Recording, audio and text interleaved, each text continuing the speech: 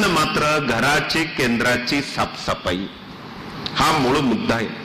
आणि गुरुचरित्र जर आपण वाचला असेल 36, 37, 38 अन्निक निरूपण, अन्नदोष यावरती खूप चांगल्या प्रकारे कवी साखरे यांनी त्यामध्ये भाष्य केलेलं आहे. आणि त्यात सांगितलं अमावस्येला जर आपण परान्न ग्रहण केलं तर महिनाभराचं पुण्य आपलं वाया जात असतं. पण आता परान्न म्हणजे काय?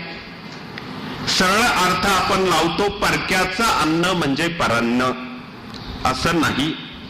जे लोक देवधर्म करत नाही, कुलधर्म कुलाचार होत नाही, ज्या घरामध्ये पितृदोष दत्तक विधान आहे, ज्या घरामध्ये कुलस्त्रीचा छळ केला जातो, ज्या घरामध्ये खाल्लं जातं पिल्लं जातं, 2 पायाचं 4 पायाचं काचेची बाटली गटारामोशा, अशा घरातलं मग ते घर किती जवळचं असलं, कोणी म्हणेल सक्का चुलत भाऊ आहे, कोणी म्हणेल मामा आहे, कोणी म्हणेल सासरा आहे, अशा घरचं अन्न पाणी घेणं त्याला खरं तर परान्न म्हणतात.